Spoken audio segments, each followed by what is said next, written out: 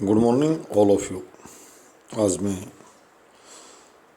Students से और youths से विशेष रूप से बात साझा करूंगा कि एशियन कंट्रीज में जापान जो है वो एशिया महाद्वीप का इज्जत पुत्र है, जिसने कभी गुलामी और गरीबी का ठप्पा अपने ऊपर नहीं लगने दिया। पश्चिमी देश जो तरक्की के लिए अपने आप में जाने जाते थे, उनसे हर क्षेत्र में 2 कदम आगे रहा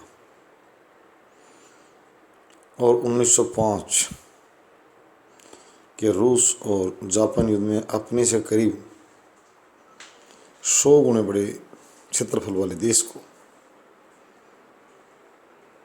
हरा दिया।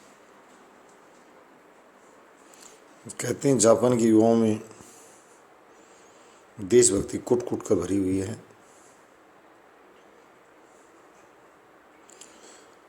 ये बात भारतीय युवाओं को, भारतीय राजनेताओं को और भारतीय प्रशासकों को, यहाँ की व्यापारी लोग भी, छात्र लोग भी, राजनेता, सभी को इस बात पर गौर करना होगा कि हम क्या बदलाव करें, कितना बदलाव करें, सरकारें क्या बदलाव करें, अधिकारी क्या बदलाव करें और आम नागरिक क्या बदलाव करें, जिससे देश जापान की तरह विश्व में अपनी धमक दिखा सके। इसके लिए मैं सरकारों से भी एक बात कहूँगा। हमारे कहते हैं कि मध्यम दर्जे के अधिकारी या कर्मचारी कि ये ऊपर से इस तरह हो रहा है, ऊपर तो कहते हैं ईश्वर है, उनकी भाषा ऊपर की चानने के लिए होती है, तो मैं उस बात पर नहीं जाऊँगा। वो एक दूसरे बात लादने वाले कि मैं नहीं वो गलत है, मैं नहीं वो गलत है, नहीं। साझा प्रयास, टीम वर्क के रूप में आना पड़ेगा। सबसे पहले मैं ये कहना चाहूँगा कि देश प्रेम पालें। जो लोग पर्दे पर हमें दिखाई देते हैं, जिनके चेहरे, जब उनके बारे में थोड़ी जानकारी जुटाई जाती है तो कुछ निराशा हाथ लगती है कि इसका घर कनाडा में है, इसका घर दुबई में है, इसका घर स्विट्जरलैंड में है, यहाँ कमाना आसान है इसलिए रहता है। ये बात नहीं होनी चाहिए। मैंने पहले भी कहा था, शिक्षा और स्वास्थ्य के लिए ज़्यादा बाहर जाना बंद करें। अगर यहाँ खामी है, अगर एक जैसा विश्व स्तरीय अस्पताल नहीं है या विश्व स्तरीय विश्वविद्यालय नहीं है इनकी नज़रों में, मेरी नज़रों में नहीं, तो ये एक तो बना लें कम से कम। या दुनिया आए, ये नहीं जाए बल्कि दुनिया इनके पास आए इलाज कराने के लिए। America, England, Italy, France, Singapore, यहाँ जब बड़ी हस्ती में कहता हूँ, जो बड़े पदों पर विराजमान है, किसी राजनीतिक या प्रशासनिक पद पर, जब हम सुनते हैं उनकी मृत्यु का समाचार तो पता लगता है कि अभी सिंगापुर से विमान से उसका शव यहाँ पहुँचाया गया है, उसका शव इंग्लैंड से लाया जा रहा है, उसका शव जो है वो अंतिम संस्कार के लिए अमेरिका से लाया जा रहा है। हमें तो पता भी तब लगता है कि यहाँ नहीं था, वहाँ गया हुआ था ट्रांसप्लांट कराने के लिए, फला ये कराने के लिए। मतलब इस तरह की बातें मैं ये कहना चाहूँगा कि ठीक नहीं है। एक अच्छी शिक्षा और स्वास्थ्य में सुधार के लिए सभी संस्थानों को मैं विश्व स्तरीय 1 मिनट बनाने की बात नहीं कर रहा हूँ, परंतु कम से कम देश की शाख और इज्जत बचाने के लिए इनका जहाँ गुजारा हो जाए। ये किस तरह का अस्पताल चाहते हैं, जो विदेश जाते हैं वो सुविधा वहाँ यहाँ नहीं है। ये किस तरह की स्कूल चाहते हैं कि अमुक के व्यक्ति के बच्चे विदेश में पढ़ रहे हैं, अभी ये समाजवादी नेता है, इसका बच्चा वहाँ पढ़ रहा है, ये बातें नहीं आनी चाहिए। कम्युनिस्ट पार्टी का जो नेता है, जो मजदूर नेता है, इसका बच्चा वहाँ पढ़ रहा है। ये जो किसान नेता जो इसने गंदी सी धोती बांध रखी है, इसका बेटा अभी इंग्लैंड में पढ़ रहा है। ये बातें जो हैं, ये जो नेता सारे अभिनेता ना बने। मैंने पहले भी कहा था, कुली का रोल नहीं करें सारे खरबपति आदमी, थोड़ा सा ज़मीन पर उतरें, क्योंकि आम जनता में समझ बढ़ती जा रही है शिक्षा के साथ। पहले जनता नहीं समझती थी, इतना ही जानती थी कि उसका आचरण नहीं पढ़ पाती थी, उसकी कार्य प्रणाली नहीं पढ़ पाती थी, सिर्फ उसका स्टैंडिंग फेस देख पाती थी कि एक वीआईपी सूट वाला नेता जो वेस्टर्न कल्चर पढ़ा हुआ है, वेस्टर्न उसकी कल्चर है, वेस्टर्न उसका पहनावा है, जब उसको किसी राजनीतिक रैली में खड़ा किया जाता जनता के सामने, तो जानबूझकर 4-5 आदमी धोती बांधना, पगड़ी बांधना, इस प्रकार के छोटे बच्चे को, जैसे सेकंड क्लास पढ़ने वाले को तैयार किया जाता है ना, दादा बनने के लिए धोती पहनाकर, इस टाइप से उनको पहनाया जाता था। वो आदत नहीं थी उसमें। तो एक मैं ये कहूँगा, थोड़े से सच्चे और विश्वास बढ़ाएं।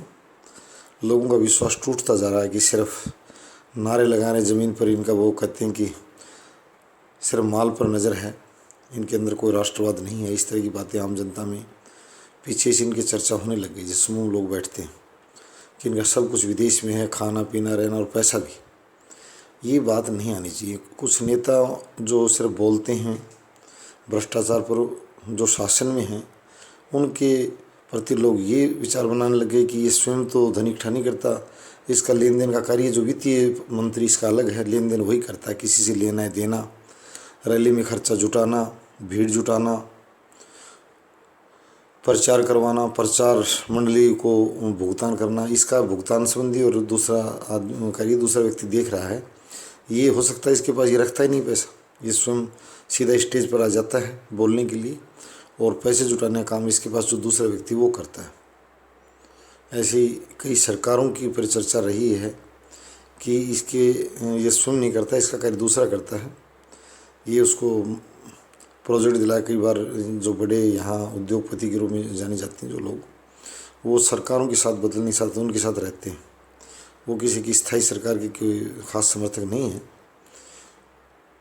वो उनका क्षेत्र अलग है, वो क्या क्या सुविधा देते हैं। तो मैं मुख्य रूप से यही कहूँगा कि ये पहले तो एक ऐसा संस्थान जरूर बना लें कि इनके जाने के बाद ना यहीं रहें, और एक आध को और लेकर आएँ। इनका कोई मित्र वहाँ तो उसको यहाँ बुला लो। और राज्य सरकार जो कानून बनाती है, ये धीरे धीरे भ्रष्टाचार वाले शब्द पर अंकुश 1 मिनट में नहीं लेगा, ये सैकड़ों सालों पनपर, सैकड़ों में भी ये दफन होगा। जो कानून सरकार अगर बनाती है कि 10 बजे होटल बंद करना है, या 52 सवारियों से अधिक सवारी इससे बस में नहीं चढ़नी है, तो बस इसका सीधा सूत्र है कि सरकार का और जनता के बीच में विश्वास बढ़ाने का, कि अगर या तो कानून बेकार के बनाए न जाए जो जनता परेशान हो। इसमें ये भी कहूँगा, ऐसे कानून ज़्यादा न बनाए जाएँ। प्रदूषण नियंत्रण बोर्ड अगर बनाया गया है, या बस में 52 सीटें बनाने का अगर नियम ज़रूरी है, को बहुत बड़ा खतरा पैदा हो जाता है, चोन बैठते ही तुरंत ही एक्सीडेंट हो जाता है, 54-55 सीटें सवारियाँ चढ़ती 3 ऊपर, तो फिर ऊपर चढ़ने नहीं दी जाए। ये भी नहीं हो कि एक बस को रोक दिया गया, उसका चालान काट दिया गया 40,000 का। ये बात अभी मेरे पिछले दिनों सुनने में आई है कई जगह। बस वहाँ तक कि सर मेरा काट दिया गया, ये बस उस मंत्री की थी, ये वहाँ मंथली देता है, इस वजह से उसका नहीं काटा गया। ऐसी बातें नहीं आनी चाहिए, बहुत गंदी छवि पेश होती है। क्या आप उन लोगों को राष्ट्रवाद पैदा कर रहे हो इस तरह की घटनाएं करके उनके उसके सामने शरेआम? क्या संविधान में आस्था पैदा हो पाएगी?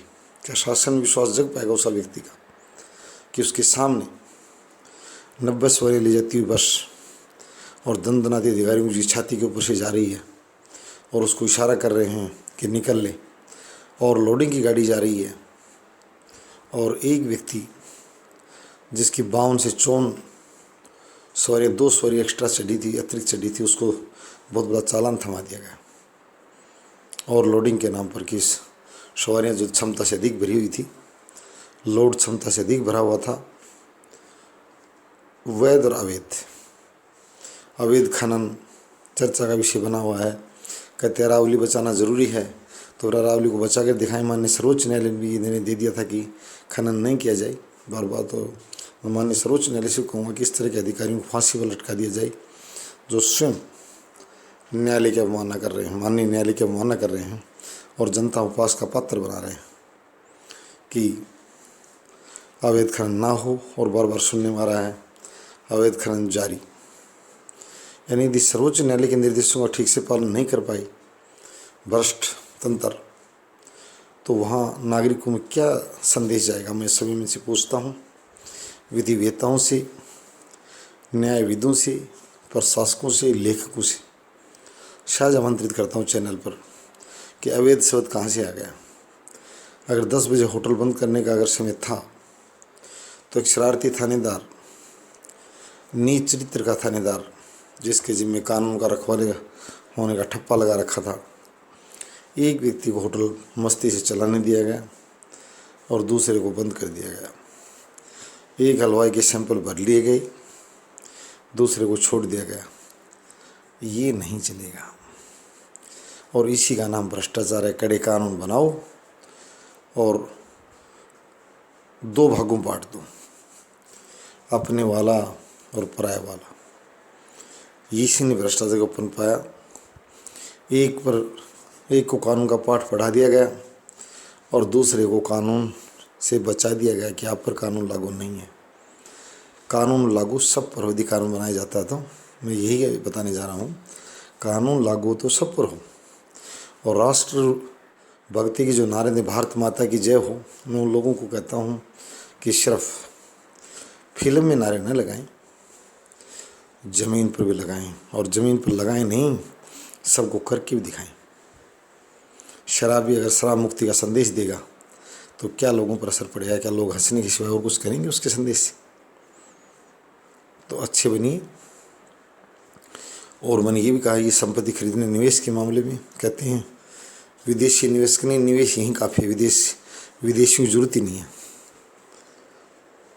शुरू से ही भारत माता इतनी हरी भरी और संसाधन से भरी, यहाँ काफ़ी है। आप विदेशी निवेशक खुद बनकर मत जाइए, यहाँ काफ़ी धन है, लगाइए, विकास कीजिए। जापान का रोल मॉडल अपने भाई के बराबर वाले की तरह ही जी लीजिए कि आज भी आर्थिक टाइगर बना हुआ है, इकोनॉमिक टाइगर बना हुआ है और एक टेक्नोलॉजी का टाइगर बना हुआ है। ऑटोमोबाइल के क्षेत्र में धमाक मार के जी देश ने, तो हम अपने से करीब 10/9 से क्षेत्रफल वाला देश और आज भी आर्थिक समृद्धि में काफ़ी आगे खड़ा है, 3 नंबर का टाइगर है। तो हम जापान को और जापानीज को कहते हैं, जापानीजों में कुट कुट कर देशभक्ति भरी हुई है। तो यहाँ के मैं भाइयों से कहूँगा कि नारे नहीं, आप स्वयं देशभक्ति उदाहरण पेश करें जिससे आम जनता तक उसका संदेश जाए। कहते हैं कि रोल मॉडल्स, नेता स्वयं में रोल मॉडल होता है, अफसर स्वयं में रोल मॉडल होता है। कि कई बार कहा भी जाता है कैप्टन को कि आप स्वयं ऐसा करके दिखाइए, आपके जो अधीनस्थ हैं उन पर स्वयं प्रभाव पड़ेगा कि मुझे भी ऐसा होना चाहिए। तो अच्छा करें, अच्छा प्रभाव डालें और राष्ट्र निर्माण में सभी अपना योगदान दें। और जो ये दुबई और कनाडा में जिन्होंने अपने निवेश कर रखा हो, जल्दी जल्दी यहाँ ले आएँ। इस तरह बात सुनने नहीं आनी चाहिए कि ये वहाँ का नागरिक है, ये वहाँ इसके पैसे लगा रखे, यहाँ ऐसे रहता नाचने गाने के। नहीं भाई, ऐसा नहीं करना, यहीं लगाओ और यहीं कमाओ कुछ भी। तो सभी अपने राष्ट्र के लिए भगत सिंह जी और बाल गंगाधर तिलक जी, यानी स्थिति में हमारे भारत माता के जो शहीद वीर पुत्र अब भी उन्हें, अब भी सेना में हर तीसरे दिन एक भगत सिंह और बाल गंगाधर तिलक है हमारे पास जो अपना खून राष्ट्र के लिए समर्पित कर रहा है। तो उनके बलिदान को हम अमर करेंगे। धन्यवाद।